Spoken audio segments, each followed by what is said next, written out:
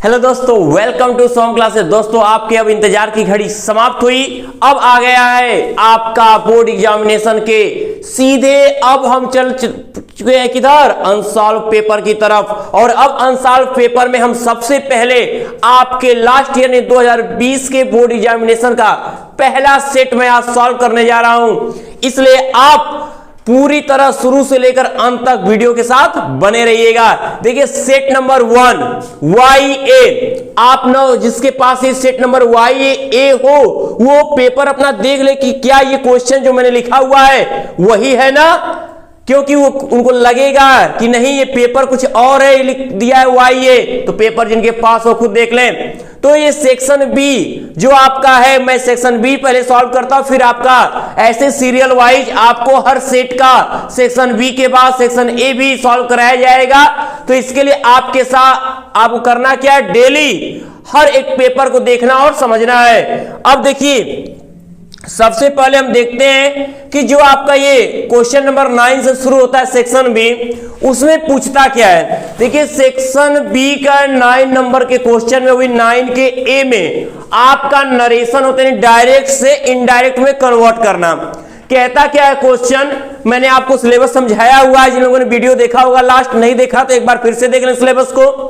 तो ये क्या लिखा है कि change any one of the following, आगे दिए गए किसी एक को परिवर्तित करिए into indirect form of speech, speech के इनडायरेक्ट फॉर्म में, यानी कथन के इनडायरेक्ट फॉर्म में चेंज करिए। वो कैसे चेंज करना है आपको पूरे, यानी दोनों में से एक। एग्जाम में आपको क्या करना है, जो दोनों में से सबसे बेस्ट आपको लगे कि हाँ इसमें मेरा सही हो सकता है, तो आप उसको सॉल्व करोगे।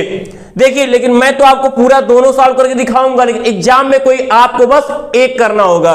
तो देखिए, डायरेक्ट से इनडायरेक्ट बनाते से मैंने आपको बताया कि सबसे पहले आप इन्वर्टेड कॉमा अर्थात रिपोर्टेड स्पीच, इन्वर्टेड कॉमा के अंदर रिपोर्टेड स्पीच है।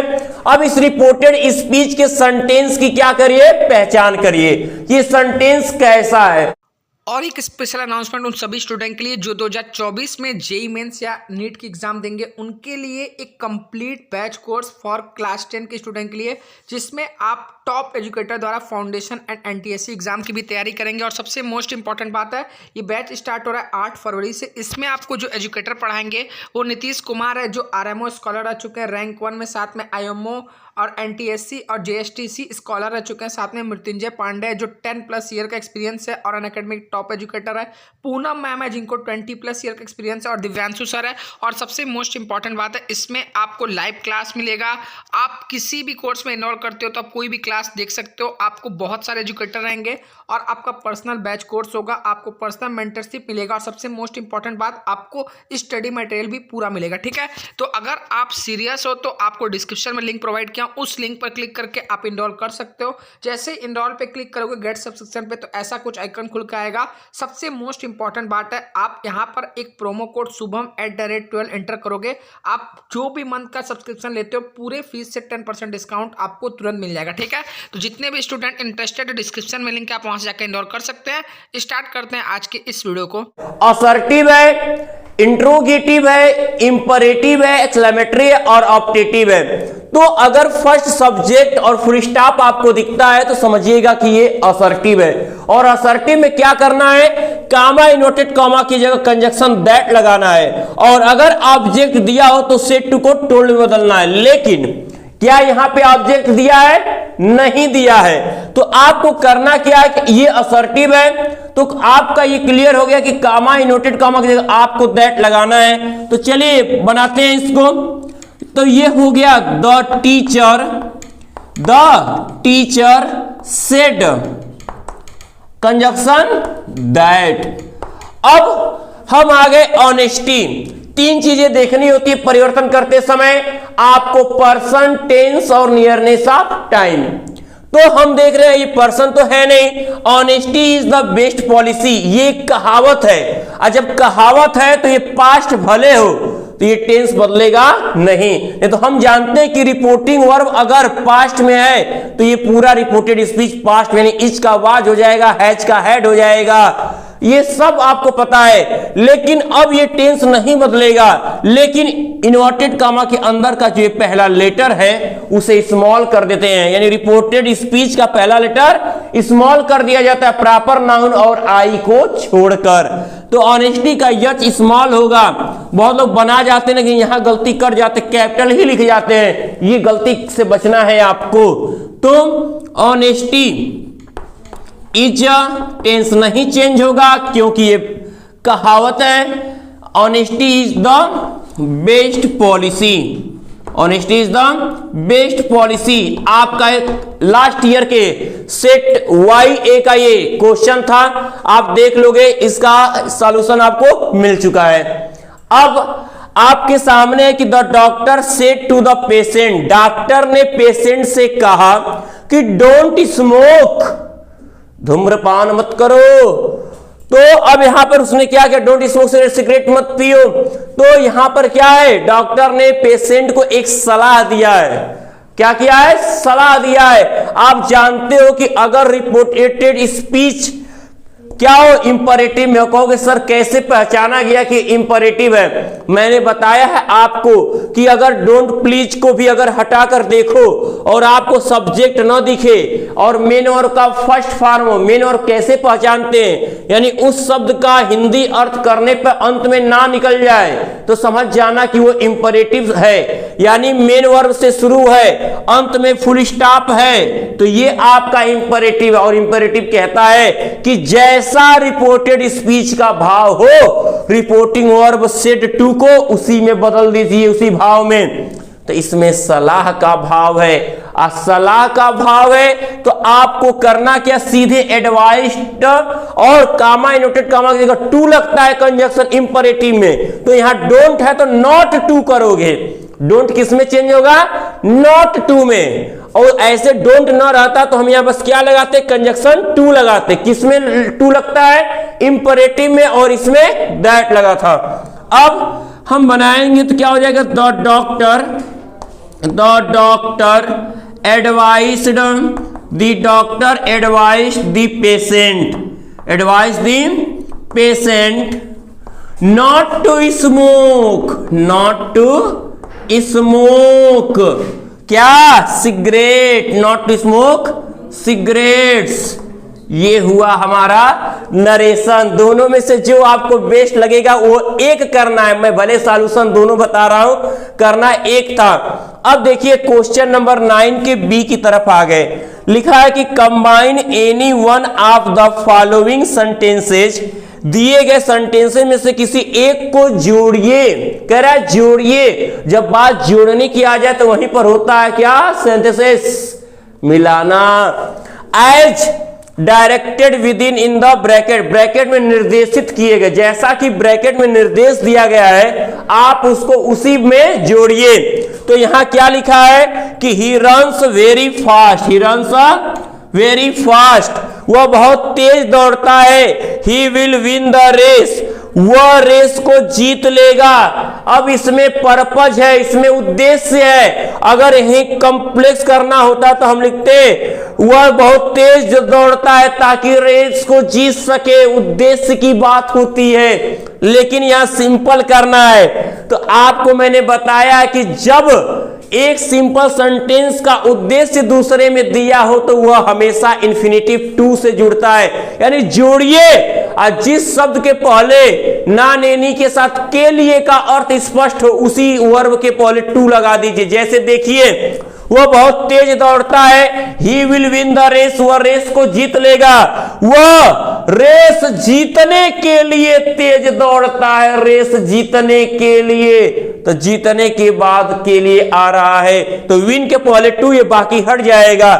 और जिस जो सेंटेंस है वो पहले पूरा लिख लो तो ये क्या हो जाएगा, he runs very fast, he runs very fast to win the race, to win the race, और रेस को जीतने के लिए तेज दौड़ता है।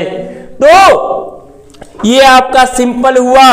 अब अगर हम अगले की बात करें तो अगले में लिखा है कि आई बॉट अ वॉच, मैं एक घड़ी खरीदा, it is a semi smart watch. यह क्या है? Semi smart watch. इसका मतलब घड़ी की विशेषता बता दिया।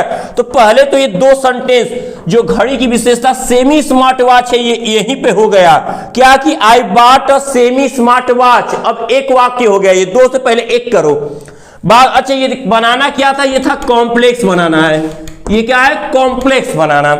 अब आई लाइक इट वेरी मच, मैं इसे बहुत पसंद करता हूं। तो यहां पे रीजन है कि क्योंकि सेमी स्मार्ट वॉच है और इसलिए मैं उसे पसंद करता हूं। तो जब रीजन की बात कॉम्प्लेक्स में करता है तो बिकॉज आता है, और जब यही कंपाउंड में रीजन की बात करता है तो दोनों की सेंटेंस को उल्टा करके सो लगाते हैं इसलिए। तो यहां पे जब रीजन है तो बिकॉज लगाना है। अर्थ को स्पष्ट करिए, पहले जो ये विशेषता है उसको वॉच के पहले करिए। तो आई bought a semi smart watch, मैं एक सेमी स्मार्ट वॉच खरीदा क्योंकि ये मुझे बहुत पसंद है, मैं इसे बहुत पसंद करता हूं। तो आप लिखोगे क्या? आप लिखोगे बाबू कि I bought a semi smart watch, semi smart watch because क्योंकि आई लाइक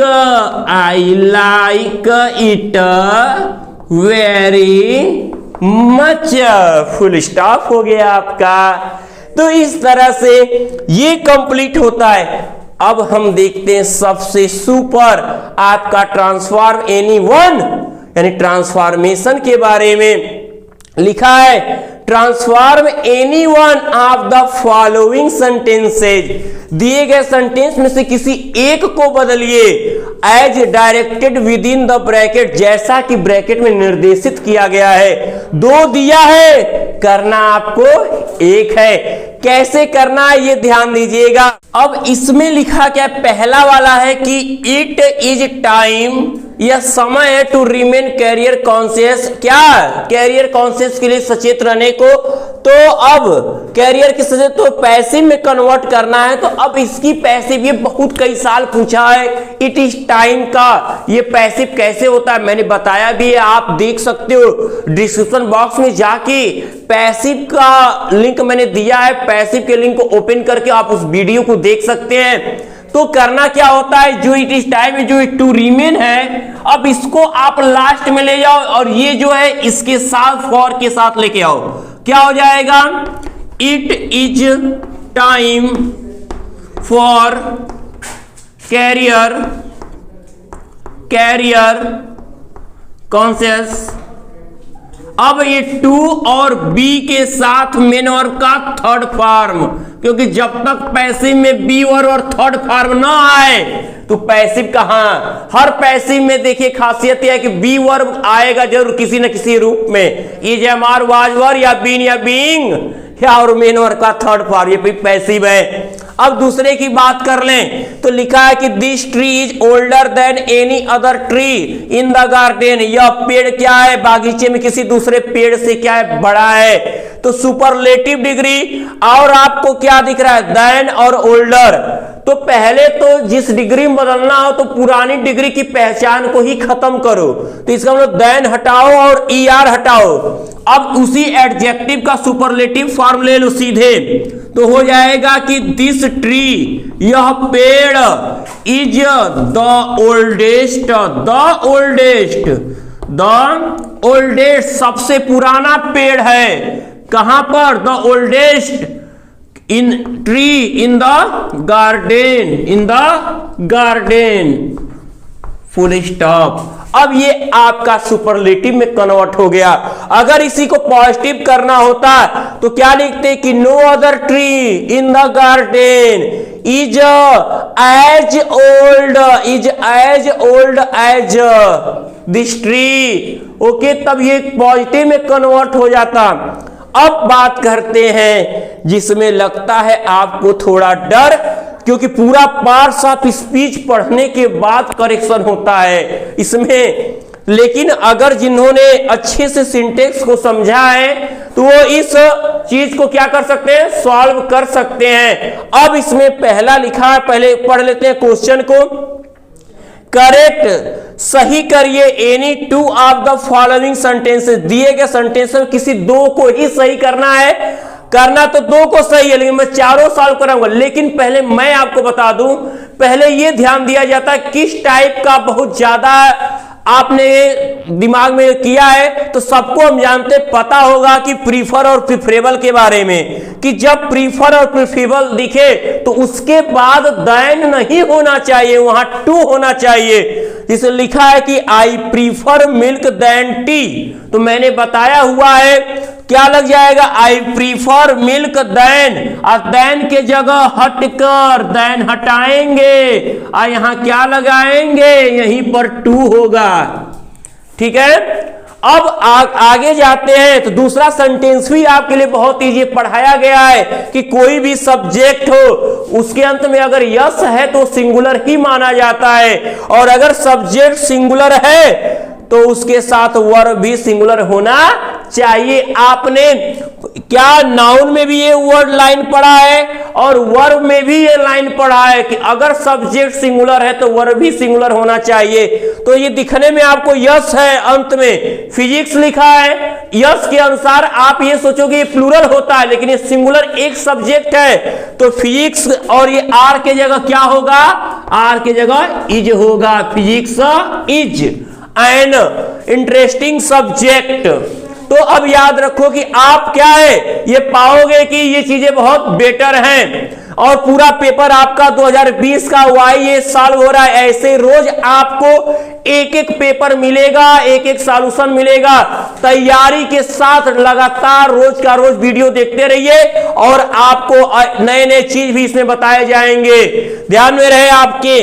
तीसरा पॉइंट है he is an European. An European पकड़ा गया, कहां गलती है, लिखा है एन यूरोपियन। आप जानते हो कि हमेशा ए और एन का प्रयोग हिंदी के वावेल और कॉन्सोनेंट पे होता है, हिंदी के स्वर और व्यंजन पे होता है। अगर साउंड में, अगर प्रोनाउंसिएशन करने पे आपका अगर हिंदी का स्वर अ से अ तक के बीच का आता है तभी हम एन लगाते हैं। क से ज्यों तक का आएगा तो हम क्या लगाएंगे, हम लगाएंगे वहां पे अ। तो अब उसके बाद यहां यूरोपियन है, ये जब साउंड य होगा हम यू लिखेंगे।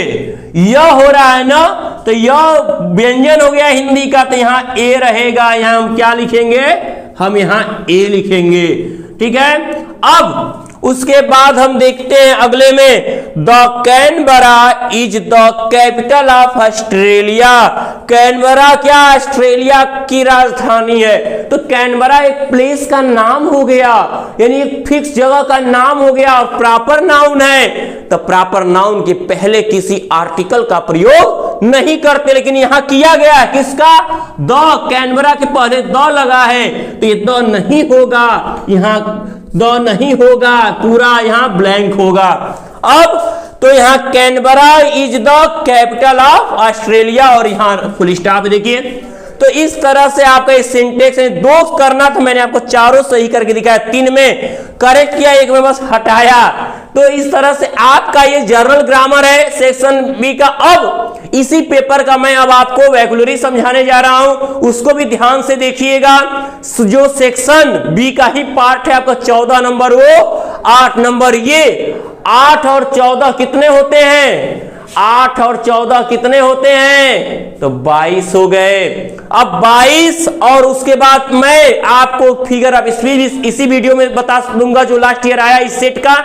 तो कुल आपको 25 नंबर इस वीडियो में टोटल कितने मिलेंगे, 25 नंबर का मैं आज डिस्कशन आपके सामने रख रहा हूं। तो ये ध्यान में रहेगा, 25 मार्क्स आप कैसे पहले कन्वर्ट करना सीखो, उसके बाद ऐसे पूरे पेपर 100 नंबर पाने की जो जिद है आपकी उसको पूरा मैं करूंगा। तो चलिए अब आगे देखते हैं। तो अब क्वेश्चन नंबर 9 के बाद आपका क्या है, क्वेश्चन नंबर 10। देखिए क्वेश्चन नंबर 10 में आपका करना क्या है, आएगा क्या, देखिए यहां पे अब क्वेश्चन नंबर 10 लिखा है कि use any 3 of the following items phrases in your own sentence दिए गए मुहावरों को अपने भाषा में प्रयोग करें किसी तीन का, so as to bring out their meaning clearly, और उसके मीनिंग को क्लियर लिखिए। अब देखिए यहाँ पर आप देख रहे हैं 1 2 3 4 ये सब आया है आपके 2020 के सेट 1 YA में। आप देख सकते हो, पेपर अगर आपके पास है आप देख भी रहे होंगे कि सब कुछ उसमें आया हुआ है। 3 करना है। देखिए पहला है रीड बिटवीन द लाइन, इसका सेंस क्या है कि to understand the hidden meaning, यानी छिपे हुए अर्थों को जान लेना। ये कौन कर सकता है? बुद्धिमान व्यक्ति कर सकता है। तो जो सबके अंदर की बातों को जान ले बिना बोले ही, तो आप क्या लिखोगे कि only a wise man can read between the lines. ये मेन वर्ड यूज होना चाहिए, न कि इसका अर्थ। याद रहे, अर्थ लिखा जरूर जाएगा लेकिन यूज ये किया जाएगा। अगले की बात करें, ऑफ एंड ऑन का मतलब है नाउ एंड देन, अब और तब। तो your friend Shubham comes to my house off and on to see my parents. तुम्हारा मित्र अब जब तब क्या शुभम मेरे मम्मी पापा से क्या होता है? मेरे घर मिलने आता है। तो ये क्या है? आपका ऑफ एंड ऑन का यूज हो गया। अगले की बात करें तो बेड ऑफ रोजेस, मतलब सब लोग जानते हो, मैंने वीडियो में ये फ्रेज बताया हुआ है। आप डिस्क्रिप्शन बॉक्स में जाकर लिंक ओपन करके इसकी वीडियो देख सकते हो कि आइडल्स और फ्रेज की वीडियो मैंने बार इसका डिस्कशन किया। क्वाइट कंफर्टेबल इसकी मीनिंग होती है, क्वाइट कंफर्टेबल, आरामदायक, बिल्कुल आरामदायक। तो सेम मैं एग्जांपल भी इसलिए लिखा हूं ताकि आपको समझ में आए कि हाँ ये सर ने बताया हुआ था, याद आ जाए आपको। The post of prime minister is not a bed of roses. प्रधानमंत्री का जो पद है वो क्या है? बिल्कुल आरामदायक नहीं है। To build castles in the air, हवाई किले बनाना, यानी मनगढ़ंत चीजें को सोचना। तो इसका मतलब क्या है? विजनरी स्कीम्स, यानी चीजों को बार बार सोचना जो संभव न हो। तो डोंट वेस्ट योर टाइम, अपने समय को बर्बाद मत करो in building castles in the air, हवाई किले बनाने में क्या करो? अपने समय को बर्बाद मत करो। तो ये आपका 10 का ए रहा और ये आपको 3 नंबर देगा। ठीक है, ये क्वेश्चन नंबर, ये देखिए क्वेश्चन नंबर 10 का बी कि राइट लिखा है कि right antonyms of the following word, दिए गए शब्दों के विलोम लिखिए। विलोम लिखना है आपको। पहला है हैप्पीनेस, दूसरा है फियर, तीसरा है बहुत ही इजी है। इस इजी को आपको बहुत ही शानदार तरीके से, सबको पता है कि हैप्पीनेस का सैडनेस होता है, इतना आसान कभी आया नहीं था। फियर मतलब डर होता है, तो कॉन्फिडेंस आत्मविश्वास। करप्ट मतलब क्या? भ्रष्ट। और इसका अपोजिट यानी एंटोनिम्स ऑनेस्ट। तो right the synonyms of the following word, दिए गए शब्दों का सिनोनिम सेम मीनिंग लिखना है। तो इन्वेशन मतलब होता है आक्रमण, तो उसका सेम अर्थ अटैक सबको पता है। क्या? अटैक। तो ATTACK। अब उसका हाइड का मैंने बताया, देख लोगे इंटोनिम्स, बहुत सी चीजें आप देख रहे हो मिल रहा है जो मैंने बताया है। इसलिए हर वीडियो जो मैंने बता चुका है लास्ट में, उसको डिस्क्रिप्शन बॉक्स में जाके लिंक ओपन कर पूरे वीडियो को देख जाइए आप। हाइड का कॉन्सियल मतलब छिपाना होता है, तो हाइड मतलब छिपाना, तो कॉन्सियल हो गया। डिजीज मतलब बीमारी, तो इलनेस बीमारी, ये है सिनोनिम।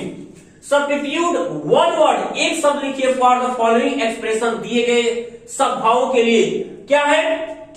और सिस्टम ऑफ गवर्नमेंट का एक ऐसा सिस्टम इन विच जिसमें all the voters of a country, जो देश के सभी मतदाता कैन वोट कर सकते हैं टू इलेक्ट दियर गवर्नमेंट, अपनी सरकार चुनने के लिए। उसे प्रजातंत्र, लोकतंत्र कहते हैं। वही लोकतंत्र है। उसका वन वर्ड क्या होगा? डेमोक्रेसी। क्या होगा? डेमोक्रेसी। अ पर्सन एक ऐसा व्यक्ति हु स्टडी, जो पढ़ता है और राइट लिखता है अबाउट इतिहास के बारे में, उसे इतिहासकार कहते हैं। एंड इंग्लिश में उसको हिस्टोरियन बोलते हैं। ओके, अब आए और लिस्ट ऑफ बुक्स, किताबों के संग्रह को सबको पता है, क्या कहते हैं? कैटलॉग कहते हैं, पुस्तक संग्रह कहते हैं। तो ये देखिए, ये 3 नंबर, ये 3 6 3 9 12 और 12 और ये 3 3 6 3 9 3 12 नंबर हो चुके आपके कैटलॉग तक, यानी कि आपके वर्ड तक 2 नंबर और मिलना है। 10 का ई जो होता है क्या कहता है? Use the following words in sentence of your on so as to bring out the difference in their meaning clearly, जो अर्थ में बिल्कुल अलग हो जाए। तो वेट मतलब इंतजार करना, वेट मतलब क्या होता है, आपका भार होता है। तो लिख सकते हो क्या, इसका अलग अलग सेंटेंस यूज करके दिखा दो। I am waiting for you, मैं तुम्हारा इंतजार कर रहा हूं। तो यहाँ पे आपका क्या हो गया, तुरंत आपका वेट किसी भी फॉर्म में हो सकता है, बस वेट आना चाहिए। वेट मतलब भार, माई वेट इज 60 kg, मेरा भार क्या है 60 kg है। ये आपका क्या होता है, पूरी तरह से आपने क्लियर कर दिया कि 14 नंबर आपका कितना, वो 14 और ये 14 हो गया। पिछला 8 क्वेश्चन नंबर कितना हुआ 22। 4 नंबर आप डिस्कस कर रहे हैं आपके मेटाफर और हाइपरबोल और अनोमोटोपोइया के बारे में। ये आपका 4 नंबर आया हुआ है। देखिए मेटाफर, मेटाफर क्या है, आप सभी जानते हो कि रूपक अलंकार। तो मेटाफर में क्या होता है, दो अलग अलग वस्तुओं को एक मान लिया जाता है। तो मैंने क्या बताया था, बहुत आसान में सिंबली से रिलेटेड ही डिफिनेशन था।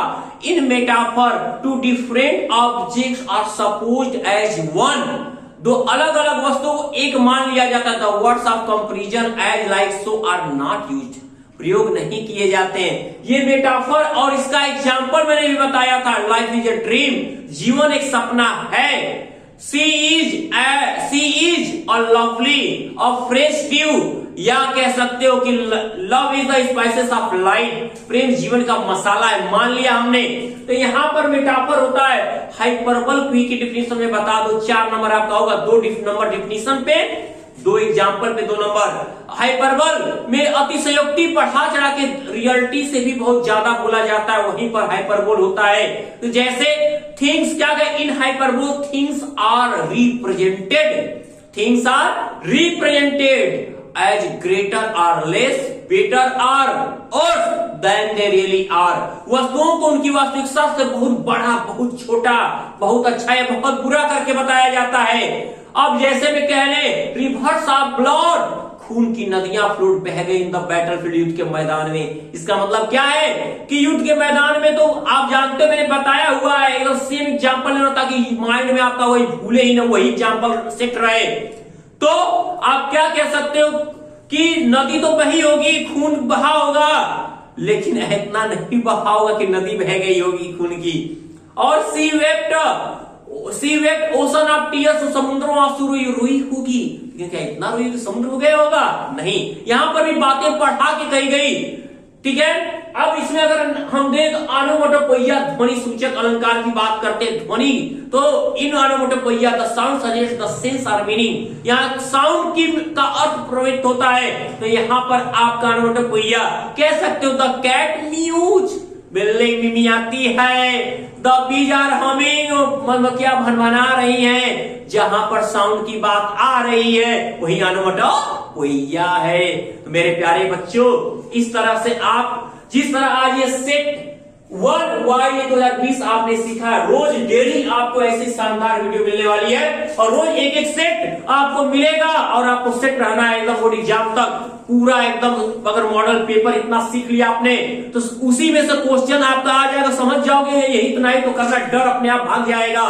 तो हम मेहनत कर रहे हैं, आपको मेहनत करना, पेपर के साथ जुड़े रहना है। और जिस भी विद्यार्थी ने भी शुभम क्लासेस के चैनल को सब्सक्राइब है वो पहले सब्सक्राइब कर ले, क्योंकि अब जो बोर्ड एग्जाम की तैयारी हो रही है वो छूट गई तो फिर पछताए आप रह जाओगे कि क्या मैंने गलती की। तो इससे पहले, और जो विद्यार्थी को ये वीडियो आज पसंद आ रही है और ज्यादा से ज्यादा लाइक और शेयर करें मेरे प्यारे विद्यार्थियों। तब तक के लिए सबको